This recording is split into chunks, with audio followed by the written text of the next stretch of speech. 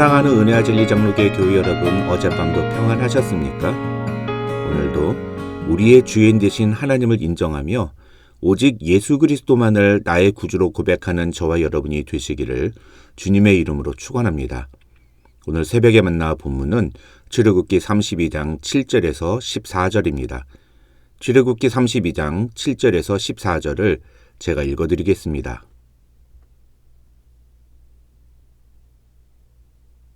여호와께서 모세에게 이르시되 너는 내려가라. 네가 애굽 땅에서 인도하여 낸 네 백성이 부패하였도다.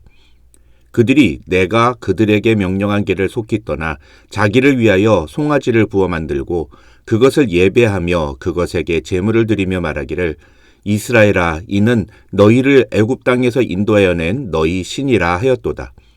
여호와께서 또 모세에게 이르시되 내가 이 백성을 보니 목이 뻣뻣한 백성이로다. 그런즉 내가 하는 대로 두라. 내가 그들에게 진노하여 그들을 진멸하고 너를 큰 나라가 되게 하리라. 모세가 그의 하나님 여호와께 구하여 이르되 여호와여, 어찌하여 그 큰 권능과 강한 손으로 애굽 땅에서 인도하여 내신 주의 백성에게 진노하시나이까?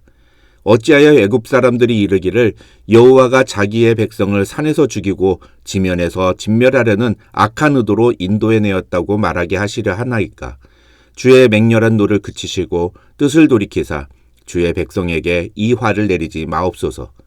주의 종 아브라함과 이삭과 이스라엘을 기억하소서.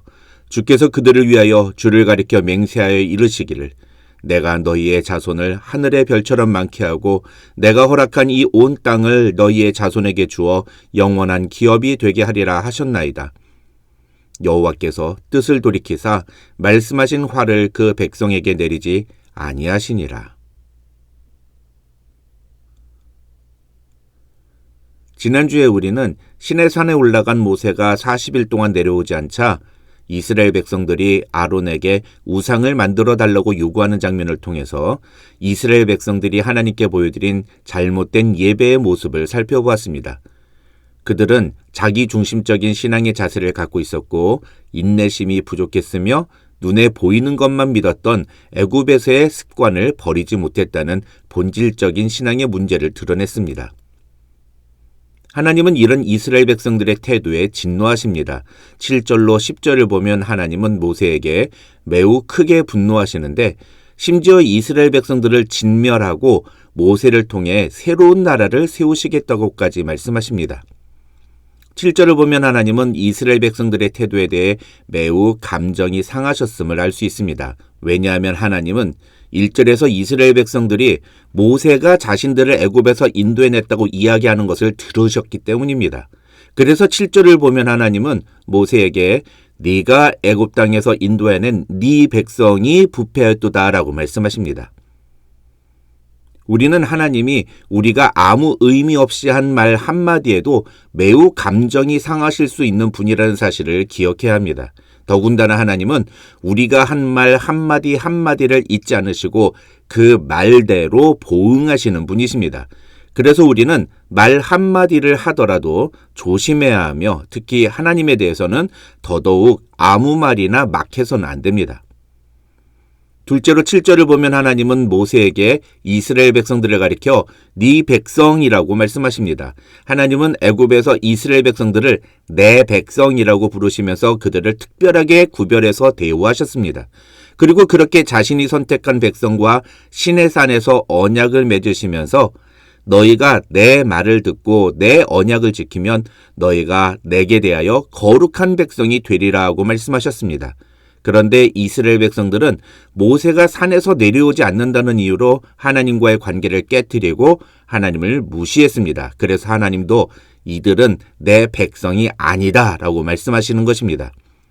그런데 여기서 학자들은 이 네 백성이라는 하나님의 말씀 속에는 모세에게 자신을 말려줄 것을 요구하시는 의도가 숨어 있다고 해석하기도 합니다. 다시 말해서 비록 겉으로 보기에는 하나님이 이스라엘 백성들을 버리기로 결정하신 것처럼 보이지만 하나님은 이스라엘 백성들을 네 백성이라고 부르시면서 모세에게 은근히 내가 이 정도로 이야기하면 얼마나 화가 나는지 알겠지? 그러니까 네가 나를 좀 말려봐. 이런 식으로 이야기하고 계신다는 것입니다. 재미있는 것은 모세도 이런 하나님의 의도를 금세 알아차리고 11절에서 애굽 땅에서 인도하여 내신 주의 백성에게 진노하시나이까라고 응답한다는 것입니다. 그래서 결론부터 말하면 14절을 보면 하나님은 뜻을 돌이키사 말씀하신 화를 그 백성에게 내리지 아니하셨다고 성경은 말합니다. 다시 말해서 모세의 적절한 반응과 올바른 태도가 하나님의 마음을, 하나님의 진노를 풀어드렸다는 것입니다. 민수기 23장 19절을 보면 하나님은 후회가 없으신 분이며 그 말씀하신 바를 행하지 않으심이 없다고 성경은 말합니다. 또 야고보서 1장 17절을 보면 하나님은 변함이 없으신 분이다 이렇게 선언합니다. 그런데 오늘 본문 14절을 보면 하나님이 뜻을 돌이키셨다는 구절이 나옵니다. 이 완전히 상반된 성경의 선언을 우리는 어떻게 이해해야 할까요? 쉽게 말하면 하나님이 변하지 않는 분이라는 말은 하나님의 본성을 이야기합니다. 그러나 이것을 하나님은 무엇이든지 한번 정하시면 절대로 그것을 돌이키지 않는 분이라는 식으로 문자적으로 이해하는 것은 매우 잘못된 것입니다. 오히려 성경을 잘 보면 성경 여러 곳에서 하나님께서는 멸망하기로 결정하신 인간을 용서하시고 회복시키시는 경우를 보게 됩니다. 다시 말해서 하나님은 본질적으로는 변하지 않는 분이시지만 인간이 하나님 앞에서 보이는 반응에 따라서 하나님이 계획하셨던 일들을 얼마든지 바꾸실 수 있는 분이라는 것입니다. 그래서 오늘 본문에서 우리가 주목해야 하는 것은 이스라엘 백성들의 잘못된 태도에 진노하시는 하나님의 마음을 누그러뜨리고 그 계획을 바꾸도록 하나님의 마음에 합당하게 기도했던 11절로 13절에 기록된 모세의 기도입니다. 사실 이 금송아지 사건을 다루고 있는 출애굽기 32장과 33장에는 모세의 기도가 총 3번 나옵니다. 첫째 기도는 오늘 본문 11절로 13절이고 두 번째 기도는 30절에서 32절에 그리고 세 번째 기도는 33장 12절과 13절에 나옵니다. 이 세 가지 기도마다 각각 기도와 관련하여 우리가 놓쳐서는 안 되는 매우 중요한 포인트들이 있는데 그 중에 오늘은 11절로 13절에 기록된 모세의 첫 번째 기도만 다루도록 하겠습니다. 우선 이 첫 번째 기도는 모세가 하나님과 함께 시내산 정상에 있을 때 한 기도입니다. 모세의 이 기도 덕분에 하나님은 이스라엘을 진멸하려던 뜻을 돌이키셨다고 14절은 말합니다. 그렇다면 모세의 이 첫 번째 기도가 하나님의 마음을 돌이키는 데 성공할 수 있었던 이유는 무엇일까요? 결론부터 말씀을 드리면 그것은 철저히 모세가 하나님의 편에서 기도를 했기 때문입니다. 본문을 보십시오. 물론 모세는 이스라엘 백성들을 대신해서 하나님께 기도합니다. 그래서 많은 학자들은 모세의 이 기도를 가지고 모세를 하나님과 이스라엘 백성들 사이에 중보자다 이렇게까지 표현합니다. 그러나 저는 오늘 본문을 보면 볼수록 모세가 이스라엘 백성들 편에서 하나님께 기도했다고 보기가 어렵다고 생각합니다. 왜냐하면 모세의 이 첫 번째 기도 중에 그 어디에도 이스라엘 백성들의 편을 들어주는 내용이 없기 때문입니다. 그 대신에 모세는 계속해서 무엇을 말하느냐? 우선 11절의 핵심 단어는 주의 백성이라는 단어입니다. 이 단어는 앞서 7절에서 하나님이 모세에게 말씀하신 네 백성이라는 단어를 교정해주는 역할을 합니다. 이 주의 백성이라는 말을 통해 모세는 하나님께 이스라엘 백성들은 제 백성이 아니라 하나님의 백성입니다 라고 말하고 있는 것입니다. 12절에서도 모세는 어찌하여 애굽 사람들이 여호와가 악한 의도로 인도해내었다고 말하게 하시려 하나이까 라고 말하면서 하나님에 대해 세상 사람들이 오해하고 비난하게 될 것을 염려합니다. 그리고 13절에서는 하나님이 이스라엘 백성들의 조상 아브라함과 이삭과 이스라엘과 한 언약을 기억해달라고 기도합니다. 이것은 하나님께서 하신 약속을 하나님이 깨지 마시라는 간구입니다.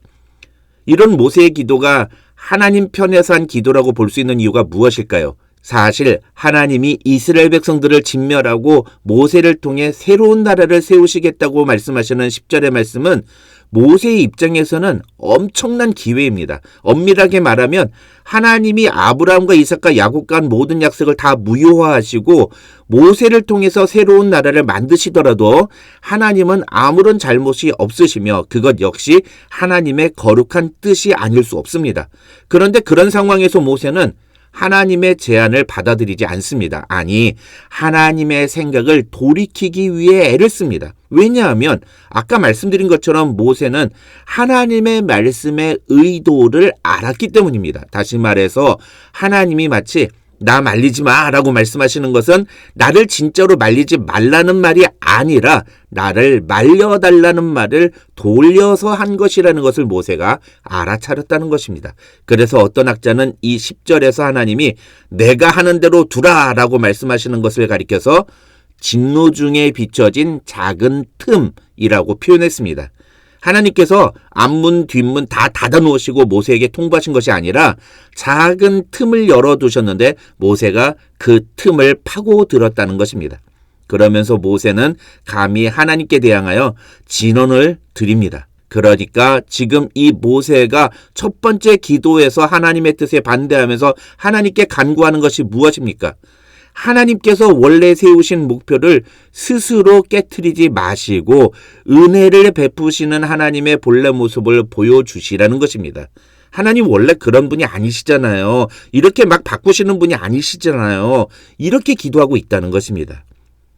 우리의 기도가 하나님의 마음을 바꾸는 기도가 되려면 기도의 초점이 중요합니다. 그 기도는 나 자신의 목적을 이루거나 나의 성공을 위해 기도하는 것이 아니라 하나님을 향한 기도가 되어야 합니다.